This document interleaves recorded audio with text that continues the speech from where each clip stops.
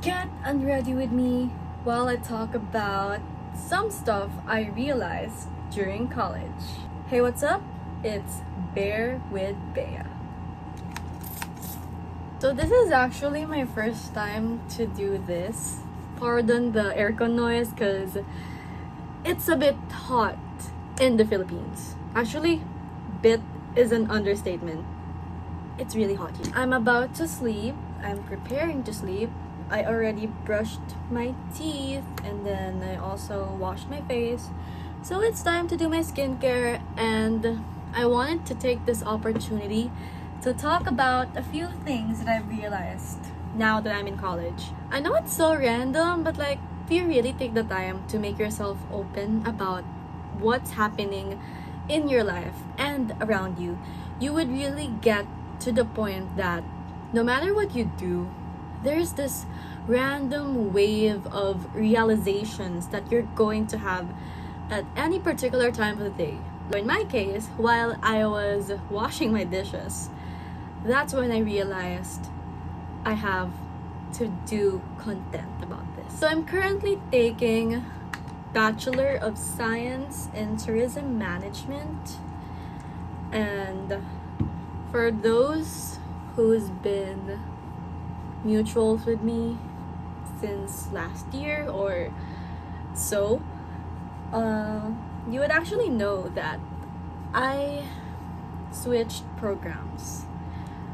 At first I was taking Bachelor of Science in Psychology, which is a bit of a jump for me as somebody who took humanities for senior high school. It was a big jump to go on and take a BS psychology program instead of an AB psychology, because those things are different. And as far as I can recall, AB leans more into the humanities side, while the BS, of course, is the science. So that was like a major shift for me. Like, I was so culture shocked since it's college. It's basically so different from senior high school, elementary. And the fact that it's science, and I'm not a very avid fan of science. I mean, science is great, and I love science, but not entirely to the point that I want to take a major that has science revolving all around throughout of it. So that's when I, of course, took the classes, took the quizzes and everything. Unfortunately, I didn't make it. Like, your girl didn't make it. Like, I failed. Obviously, I failed. Like, my minors were all high. Like, matataas yung grades ko with my minors, but when I got to my majors, it's on the floor. It's on the floor. Like, imagine. So I was like, nung nabasa ko yun, sabi ko, hindi mo pala ako bobo. Like, sorry for the word, but like, hindi mo pala ako bobo eh. Cause like, my minors are so high, but then pagdating sa majors, mababa. So that basically just implies that I'm not in the right college program. Kasi like yung minors, it's general education. So it's literally taken any course. Like sa lahat ng courses, mayroong minors. Like general education course subjects. So ibig sabihin, kung yung majors ko yung may problema, yung mismong program itself is the problem. It means I'm taking the wrong program. So that time, I was like so sad. Kasi imagine mo, like for my whole life, I've been an academic achiever. Tapos biglang kung kailan ka nag-college, dun ka nag-slump talaga. So I was so scared to tell my parents because I was the one who chose the program. Like, it's so scary. Like, it's a bit hard. Believe it or not, it's a bit hard to accept. A hard to swallow pill to accept that you failed. Especially if that decision is made by someone like you alone. So I was so scared. So when I got home, I remember, if I can recall it correctly, I went to the church and then I cried, I prayed, and then hanggang sa pag-uwi ko, I was crying here sa dorm. Kasi like, one of my bad traits is I'm really emotional, and it's so hard for me to accept that I failed. So sobrang like affected ako with that. So I just slept. Like, yung schedule ko kasi, when I was in psychology, it was so maluwag. So, yung schedule ko was like, during lunch, I mean, my schedule was morning to lunch. Parang ganun lang. So, like, half. So, I still have the previous, I still have the time throughout the day to go on and do whatever I want to do. So, I went to church and then got home. And then, usually talaga, naging habit ko na nagsisleep ako sa tanghali pagka, like, in college.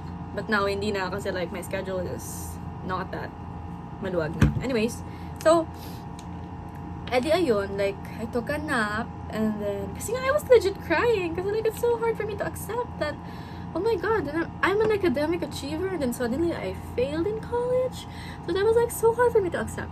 So, edi nag-sleep ako, tapos nung nagising ako ng night na, like, for dinner time, my parents were messaging me, like, usually naman talaga ganun, like, nagka-chat kami ni mommy ng ganong oras, cause like, they were checking up on me, I was just messaging them, updating, ganyan. So, I like felt that my mom was in a good mood. So, I was like, okay, this is the right time to tell my mom na I failed.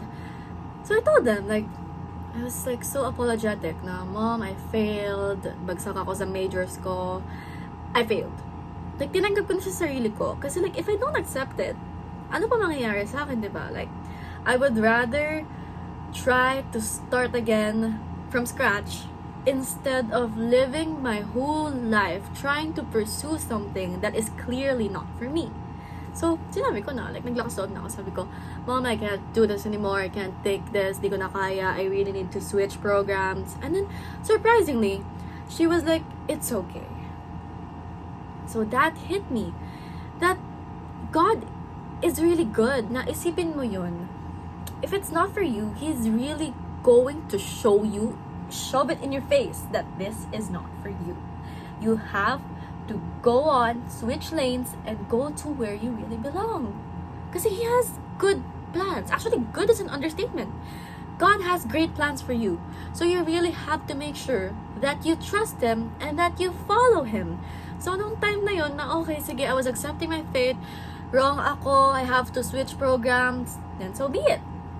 So I was actually having to choose between ABELS, AB, English Language Studies, or tourism. Kasi si mommy naman talaga, ever since, she wants me to take tourism kasi she knows that I want to, like, travel the world, and the salary is also good, it's also a decent job, a super great job. So sabi niya, why don't you take tourism? So I was like, why not? Parang, oo nga naman, like, at first, I trusted my decision. So why not I would give my parents the right to choose for me then. Actually, it's also my choice din naman to take tourism. So, go on. Like, bakit hindi, diba? So, I chose tourism instead of ABELS. Okay din naman for me yung ABELS, but I feel like I would enjoy it more in tourism. So, I chose tourism.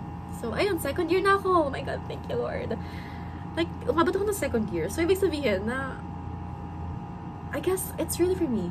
So, I'm also excelling in this field. So, see, like, doon mo talaga ma-realize na God is really going to get you out of a place that you don't belong. So you really have to put your trust in Him. Because sometimes, you really have to fail for you to realize that this is not for me. That I have to do something else. That I have to do better. So that's what I did. So, ayun. So, like, doon ko na-realize na, okay, I'm not gonna thrive in the psychology department, so why not switch lanes? Kasi, like, if it's really not for you, parang lahat sa paligid mo, magugulat ka na lang, iba na yung nagiging turning point niya na, like, hindi na talaga nag-work lahat. So, that's when it hits you na, maybe this isn't really for me. Kasi, everything is not working out for me. So, switch lanes, and then suddenly everything is working out for me now. So like, that's when you realize na you really have to trust your life, God, the universe. And yun. So that's just one of the things that I've realized. You really have to put your trust in yourself, your faith in the universe, in the world. Kasi walang mangyayari sa'yo kung palagi ka na magpapadala with the failures that already happened in your life. like, one of the things that adulting taught me is that you have to move forward. I mean, it's okay to feel whatever it is, that emotion that you have in you, but you can't stay there for a very long time. Hindi ka pwedeng manatili lang dyan. Hindi mo pwedeng tambayan yan. Sabi nga nila, pag mo tambayan, daanan mo lang. Because like, hindi ka pwedeng magstay dyan forever. In order for you to move forward, do you honestly expect na gagalaw na lang basta yung mundo para sa'yo? It's a hard to swallow pill, but the world will not stop just because you're not okay. The world won't stop for you. So you really have to get up, get the courage to show up and to move forward. Kasi walang mangyayari sa'yo kung diyan ka lang. Like, no pressure. You have to take all the time that you need to actually heal and to gather up the courage to actually try to move forward. But you also have to open up yourself to the possibility na hindi pwedeng dito lang ako. Dapat gagalaw ako. Maybe not today, maybe not tomorrow, but I can't stay here forever. So that's that. And then ayun, like, it became, I can't really say a norm, but like, it became something na parang hindi na siya, like a taboo. Tama ba yung term ko? Like, it became, parang hindi na lang talaga siya naging big deal, let's say, in college, to switch programs. Kasi, that's life. Your first decision or your first choice is not always the best and the right choice. And that's life. That's okay. That's so normal. That's something that happens to everyone. So don't be too hard on yourself. So, after nun, at syempre, like, pagka kasi nasa college ka na, minsan may isip mo na, doon mo na like mafe-feel na, okay, I wanna fit in with everybody, I wanna go out, I wanna do this and that, I wanna party, I wanna drink, and all that stuff. Syempre, nung like mga senior high school din naman ako, like nung first year college, doon ko naiisip na parang, oh, it's so fun siguro to like drink, and then like go out, and then do this and that, and yada yada, but like, parang, feeling ko it's just not for me.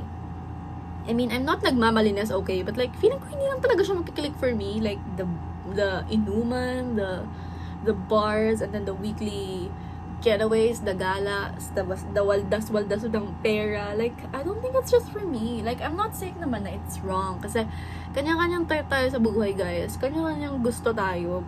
It's just that, hindi lahat is same na gusto na ganun yung gawin with their lives. Like, I chose to work as a freelancer to learn how to earn my own money instead of merely just depending on my parents. Kasi parang ngayon ko kasi na-realize na I'm still privileged in a sense na I have a dorm, I have a great school, I have all the means and the resources to actually try and find a network to work and then have some money, like learn how to produce or like have a business. Kasi I still have my parents behind me. So like, yung parents ko, supported pa rin nila ako, like financially and everything else. So why won't I take that opportunity to try to discover and explore what would work for me to become successful in the future, to become financially stable on my own, financially independent. So like, tinatake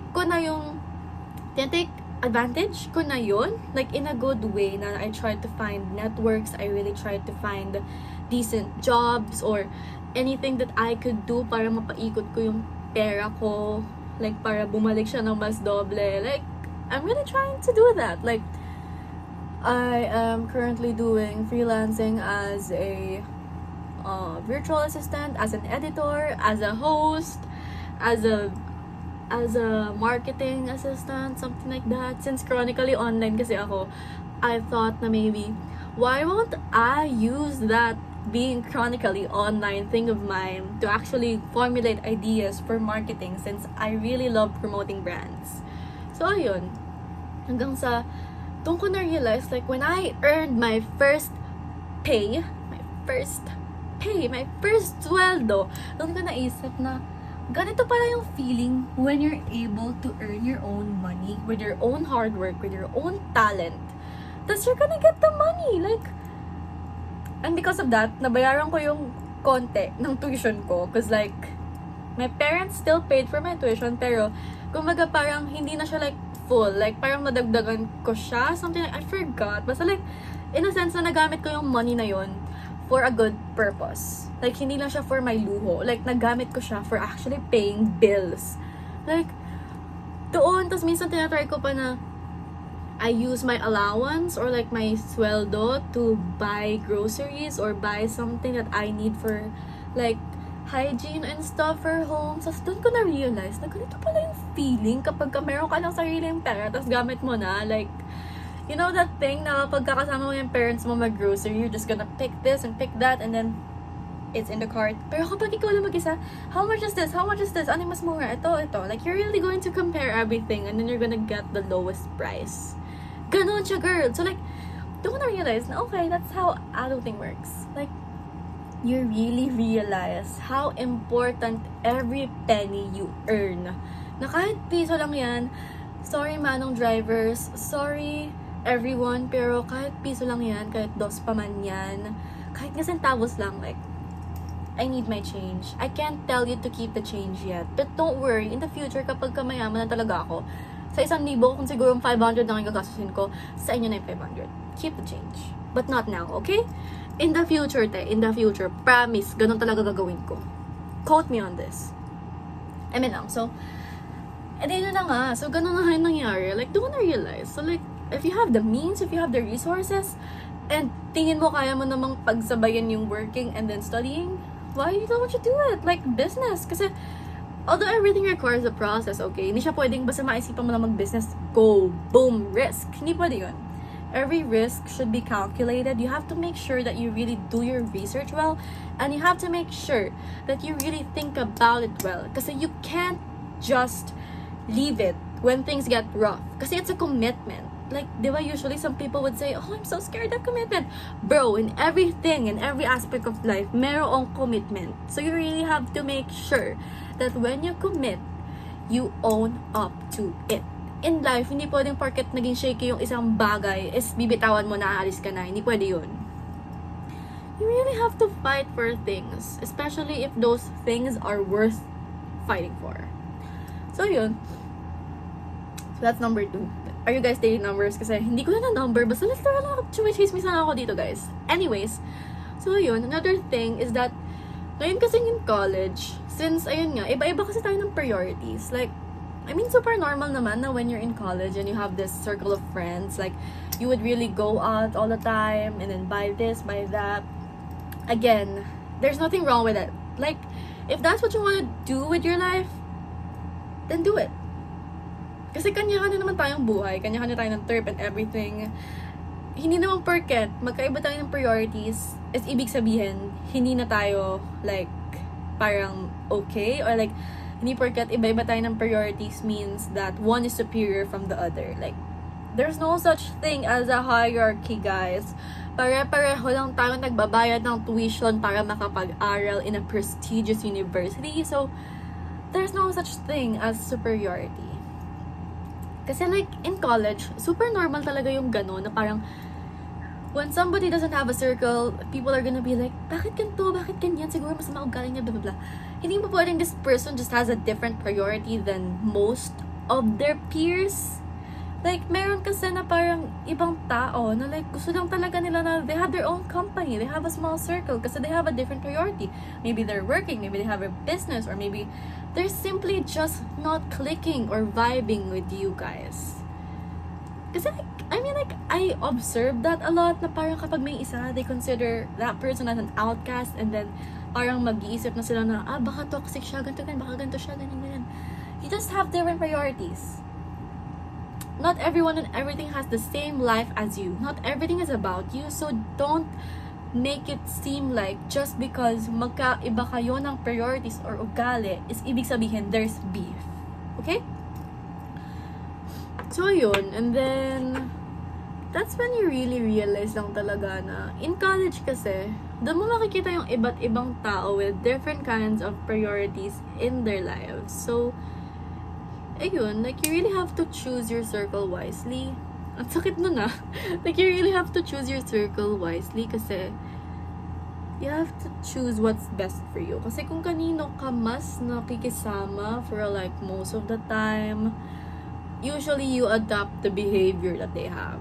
So you really have to make sure that kung mayroon ka mang maa-adopt sa mga taong lagi mo nakakasalamuha, it's something that would nurture you as an individual. Kasi you guys basically share the same thing most of the time. So, you have to make sure na yung bagay na nakukuha mo sa kanila, na share mo sa kanila, is something that's going to be helpful for each and every one of you. Kasi, we're in college. Pagdating sa college, it's like 4 years or so, tas boom, real life, adulting, doon na talaga papasok lahat ng sobrang hardship sa buhay. So that's it. Choose your circle wisely. Okay, at this point, hindi ko na talaga alam kung ano sabihin ko. Kasi like, I was just doing my skincare. Tapos naisipan ko lang, what if I do content about this? But yeah.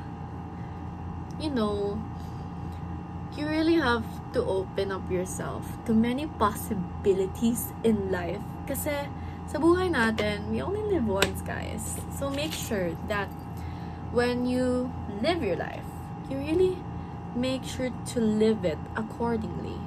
Like, talagang, kung ano yung gagawin mo, every decision or any decision that you do in your life, it's something that's going to nurture you as you grow older and all that stuff.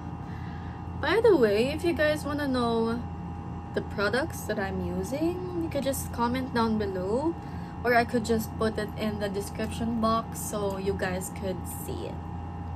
Anyway, so I actually decided to start this segment of mine kasi I had this podcast before, which is Laundry with Bea, with just the idea na pag laundry kasi, di ba, meron kang damit, when it gets dirty, hindi mo naman siya tinatapon agad.